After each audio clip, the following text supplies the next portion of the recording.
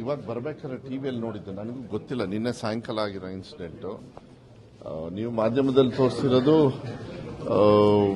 ಈ ತರ ಹಿಂಗೆ ಗಲಾಟೆ ಆಗಿದೆ, ಮತ್ತೆ ಯಾವುದೋ ಬ್ಯಾನರ್ ಕಟ್ಔಟ್ರು ವಿಚಾರದಲ್ಲಿ ಅಂತ ಹೇಳಿ. ಪಾಪ ಯಾರೋ ಚಂದ್ರಶೇಖರ್ ರಾಜಶೇಖರ್ ಅಂತ ಒಬ್ಬ ಹುಡುಗ ತೀರ್ಕೊಂಡು ಹೋಗಿದ್ದಾನೆ. ಕಾಂಗ್ರೆಸ್ ಕಾರ್ಯಕರ್ತ ಅಂತೇಳಿ ನೀವೇ ತೋರಿಸ್ತಾ ಇದ್ದೀರಾ. ಯಾರೇ ಆದ್ರೂ ಯಾರು ಕೂಡ ಈ ತರ ಹಂತಕ್ಕೆ ಹೋಗಬಾರದು. ಇದು ಮುಂಚೆ ಅವ್ರಿಗೆ ಪರಂಪರೆ ಏನಾರು ಆ ಥರದ್ದು ಸ್ವಭಾವ ಮುಂಚೆಯಿಂದನೂ ಕೂಡ ಇದೆ ಅಲ್ಲಿ. ತಮಗೆ ಗೊತ್ತಿದೆ. ನಾನು ಯಾರನ್ನೂ ಬ್ಲೇಮ್ ಮಾಡೋದು ಒಬ್ಬ ಸಚಿವನಾಗಿ ನನ್ನ ತಪ್ಪಾಗ್ತದೆ.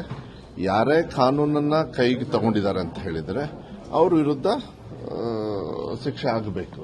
ಇದು ಯಾವಾಗಲೂ ಅಷ್ಟೇ ನ್ಯಾಯ ಗೆಲ್ಲಬೇಕೆ ಹೊರತು, ಕಾನೂನು ಗೆಲ್ಲಬೇಕೆ ಹೊರತು ಈ ತರ ಎಲ್ಲ ಹೋಗ್ಬಿಟ್ರೆ ತಪ್ಪಾಗ್ತದೆ. ಅಮಾಯಕರು ತೊಂದರೆ ಆಗುತ್ತೆ, ಗಲಾಟೆ ಆಗ್ತಕ್ಕಂಥದ್ದು law and order problem. I think if somebody is trying to create a law and order problem, they have to be dealt. ಬಹಳ ಸ್ಟ್ರಿಕ್ಟ್ ಆಗಿ ಡೀಲ್ ಮಾಡಬೇಕಾಗುತ್ತೆ. ಅದು ಕಾನೂನು ಮಾಡುತ್ತೆ ಅಂತ ಹೇಳಿ ವಿಶ್ವಾಸ ಇದೆ. ಈ ಟೈಮಲ್ಲಿ ನಾನು ಏನೇ ಹೇಳೋದಾದ್ರೂ ಸ್ವಲ್ಪ ತಪ್ಪಾಗಬಹುದು. ಕರೆಕ್ಟಾಗಿ ತಿಳ್ಕೊಂಡು ಹೇಳ್ತೀನಿ. ಬಟ್ ಕಾನೂನಲ್ಲಿ ಯಾರೇ ತಪ್ಪು ಮಾಡಿದ್ರು ತಗೋಬೇಕು. ಅವ್ರೇನೋ ಗುಂಡೆಲ್ಲ ಸಿಕ್ಕಿದೆ, ಅದು ಶೆಲ್ಸ್ ಎಲ್ಲ ಸಿಕ್ಕಿದೆ ಅಂತ ಹೇಳಿ ಫೈರಿಂಗ್ ಬೇರೆ ಆಗಿದೆ, ಪ್ರೈವೇಟ್ ಅವ್ರು ಯಾರೋ ಫೈರ್ ಮಾಡಿದ್ದಾರೆ ಅಂತ ಹೇಳಿದ್ದಾರೆ. ಅದಕ್ಕೆ ಇದೆಲ್ಲ ಮಾಧ್ಯಮದ ಮೂಲಕನೇ ನಮಗೆ ಸಿಕ್ಕಿದೆ. ನಾನು ಯಾವುದೇ ಅಧಿಕಾರಿಯಾಗಲಿ ಯಾವ ಕಡೆಯಿಂದನೂ ನಾನು ವೈಯಕ್ತಿಕವಾಗಿ ಮಾಹಿತಿ ತಗೊಂಡಿಲ್ಲ. ಈಗ ಬರ್ಬೇಕಾದ್ರೆ ನಾನು ಕಾರಲ್ಲಿ ನೋಡಿದ್ದು, ನನಗೂ ಗೊತ್ತಿರಲಿಲ್ಲ.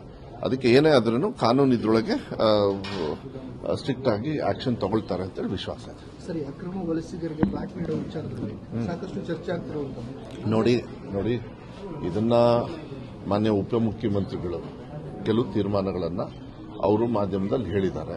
ಮಾನ್ಯ ಮುಖ್ಯಮಂತ್ರಿಗಳು ಕೂಡ ಹೇಳಿದ್ದಾರೆ. ಯಾರ್ಯಾರಿಗೆ ಅರ್ಹತೆ ಇದೆ ಅವರಿಗೆ ನಾವು ಸಹಕಾರ ಮಾಡೋದು ನಮ್ಮ ಕರ್ತವ್ಯ. ಅವ್ರು ಯಾವ ದೇಶದವರು ಯಾವ ರಾಜ್ಯದವರು ಅದೆಲ್ಲ ಬರೋದಿಲ್ಲ. ಕಾನೂನಲ್ಲಿ ಅವರಿಗೆ ಸಹಕಾರ ಮಾಡತಕ್ಕಂಥದ್ದು. ಬಿಕಾಸ್ ಅದು ಇಲ್ಲಿಗಲ್ ಇದ್ದಾರೆ ಅಂತ ಹೇಳಿ ಅದನ್ನು ಒಡೆದಿರೋದ್ರಿಂದ ಯಾರ್ಯಾರಿಗೆ ಅರ್ಹತೆ ಬರುತ್ತೆ, ಯಾರ್ಯಾರು ಸುಮಾರಷ್ಟು ವರ್ಷದಿಂದ ಇದ್ದಾರೆ ಅವರಿಗೆ ಅರ್ಹತೆ ಇರೋರಿಗೆ ಮಾನ್ಯ ಮುಖ್ಯಮಂತ್ರಿಗಳು ಹೇಳಿರೋದ್ರಿಂದ ನಾನು ಅದನ್ನು ಮತ್ತೆ ಪ್ರತಿಪಾದಿಸೋದು ತಪ್ಪಾಗ್ತದೆ ಅಂತ ಹೇಳಿ ಭಾವಿಸ್ತೀನಿ. ಅದನ್ನ ಕರೆಕ್ಟಾಗಿ ಅವ್ರಿಗೆ ಯಾರಿಗೆ ಅರ್ಹತೆ ಇದೆ ಅದನ್ನ ಮಾನ್ಯ ಮುಖ್ಯಮಂತ್ರಿಗಳ ತೀರ್ಮಾನದ ರೀತಿಯಲ್ಲಿ ಆಗ್ತದೆ. ಇವತ್ತೇನಿಲ್ಲ, ಈಗ ಮತ್ತೆ ವಾಟರ್ ಅಲೋಕೇಶನ್ಸ್ದು ಮತ್ತೆ ಮೀಟಿಂಗ್ ಮಾಡಬೇಕು ಅಂತ ಸೀರಿಯಸ್ ತೊಂದರೆ ಆಗೋದಿಲ್ಲ. ಎಲ್ಲರ ಅಭಿಪ್ರಾಯ ತಗೊಂಡು ಎಲ್ಲರಿಗೂ ಸಮಾಧಾನದಿಂದ ಯಾವ ರೀತಿ ವಾಟರ್ ಅಲೋಕೇಶನ್ ಆಗಬೇಕೋ ಆ ರೀತಿ ಮಾಡ್ತಕ್ಕಂಥದ್ದು ವ್ಯವಸ್ಥೆಯನ್ನು ಮಾಡೋದು.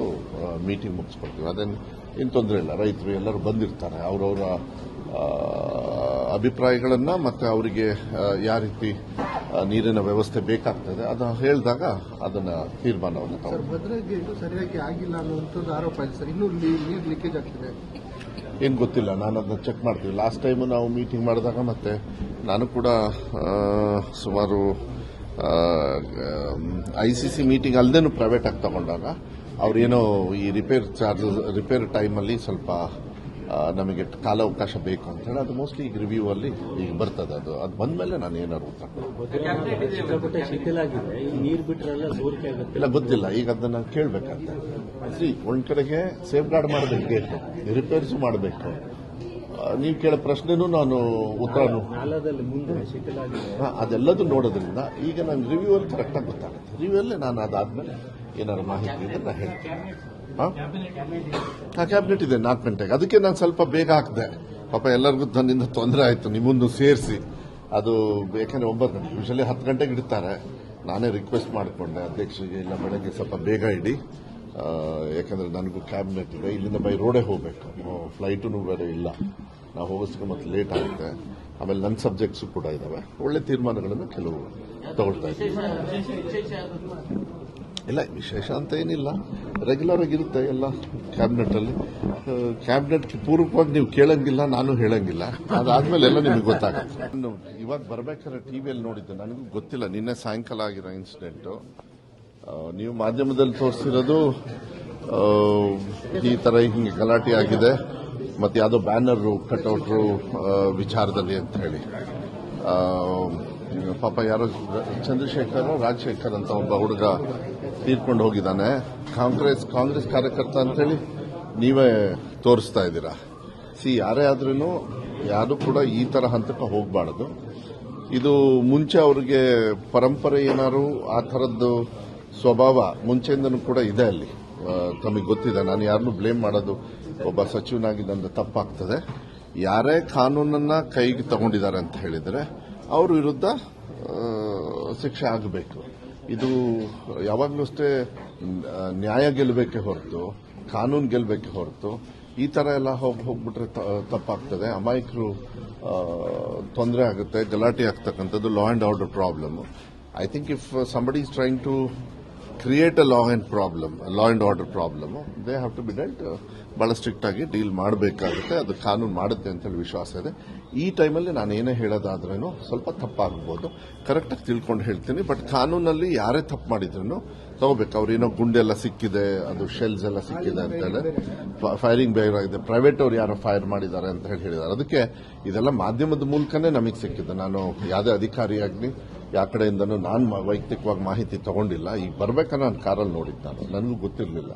ಅದಕ್ಕೆ ಏನೇ ಆದ್ರೂ ಕಾನೂನು ಇದ್ರೊಳಗೆ ಸ್ಟ್ರಿಕ್ಟ್ ಆಗಿ ಆಕ್ಷನ್ ತಗೊಳ್ತಾರೆ ಅಂತೇಳಿ ವಿಶ್ವಾಸ ಇದೆ. ಸರಿ, ಅಕ್ರಮ ವಲಸಿಗರಿಗೆ ಬ್ಲಾಕ್ ನೀಡೋ ವಿಚಾರದಲ್ಲಿ ಸಾಕಷ್ಟು ಚರ್ಚೆ ಆಗ್ತಿರುವಂತ ನೋಡಿ ಇದನ್ನ ಮಾನ್ಯ ಉಪಮುಖ್ಯಮಂತ್ರಿಗಳು ಕೆಲವು ತೀರ್ಮಾನಗಳನ್ನ ಅವರು ಮಾಧ್ಯಮದಲ್ಲಿ ಹೇಳಿದ್ದಾರೆ. ಮಾನ್ಯ ಮುಖ್ಯಮಂತ್ರಿಗಳು ಕೂಡ ಹೇಳಿದ್ದಾರೆ.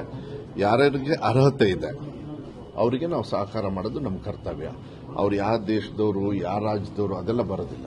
ಕಾನೂನಲ್ಲಿ ಅವರಿಗೆ ಸಹಕಾರ ಮಾಡ್ತಕ್ಕಂಥದ್ದು, ಬಿಕಾಸ್ ಅದು ಇಲ್ಲಿಗಲ್ ಇದ್ದಾರೆ ಅಂತ ಹೇಳಿ ಅದನ್ನು ಒಡೆದಿರೋದ್ರಿಂದ ಯಾರ್ಯಾರಿಗೆ ಅರ್ಹತೆ ಬರುತ್ತೆ, ಯಾರ್ಯಾರು ಸುಮಾರಷ್ಟು ವರ್ಷದಿಂದ ಇದ್ದಾರೆ ಅವರಿಗೆ ಅರ್ಹತೆ ಇರೋರಿಗೆ ಮಾನ್ಯ ಮುಖ್ಯಮಂತ್ರಿಗಳು ಹೇಳಿರೋದ್ರಿಂದ ನಾನು ಅದನ್ನು ಮತ್ತೆ ಪ್ರತಿಪಾದಿಸೋದು ತಪ್ಪಾಗ್ತದೆ ಅಂತ ಹೇಳಿ ಭಾವಿಸ್ತೀನಿ.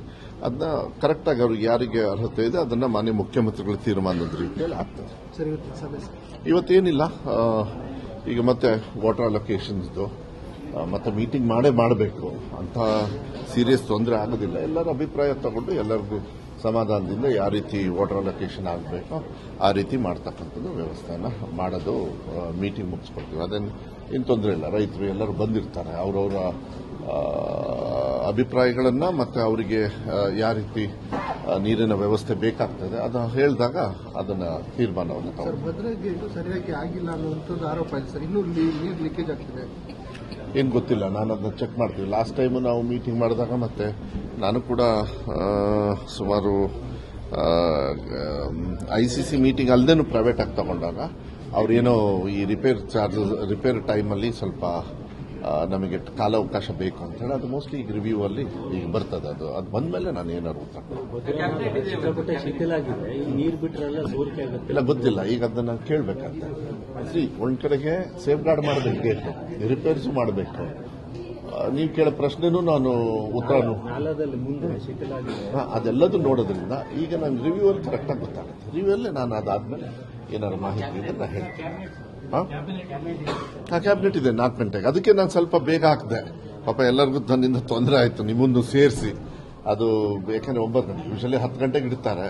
ನಾನೇ ರಿಕ್ವೆಸ್ಟ್ ಮಾಡಿಕೊಂಡೆ ಅಧ್ಯಕ್ಷರಿಗೆ, ಇಲ್ಲ ಬೆಳಗ್ಗೆ ಸ್ವಲ್ಪ ಬೇಗ ಇಡಿ, ಯಾಕಂದ್ರೆ ನನಗೂ ಕ್ಯಾಬಿನೆಟ್ ಇದೆ, ಇಲ್ಲಿಂದ ಬೈ ರೋಡೇ ಹೋಗಬೇಕು, ಫ್ಲೈಟೂ ಬೇರೆ ಇಲ್ಲ, ನಾವು ಹೋಗೋದಕ್ಕೆ ಮತ್ತೆ ಲೇಟ್ ಆಗುತ್ತೆ. ಆಮೇಲೆ ನನ್ನ ಸಬ್ಜೆಕ್ಟ್ಸು ಕೂಡ ಇದಾವೆ. ಒಳ್ಳೆ ತೀರ್ಮಾನಗಳನ್ನು ಕೆಲವು ತಗೊಳ್ತಾ ಇದ್ದೀವಿ. ಇಲ್ಲ ವಿಶೇಷ ಅಂತ ಏನಿಲ್ಲ, ರೆಗ್ಯುಲರ್ ಆಗಿರುತ್ತೆ ಎಲ್ಲ ಕ್ಯಾಬಿನೆಟ್ ಅಲ್ಲಿ. ಕ್ಯಾಬಿನೆಟ್ ಪೂರ್ವಕವಾಗಿ ನೀವು ಕೇಳಂಗಿಲ್ಲ, ನಾನು ಹೇಳಂಗಿಲ್ಲ. ಅದಾದ್ಮೇಲೆ ಎಲ್ಲ ನಿಮಗೆ ಗೊತ್ತಾಗುತ್ತೆ.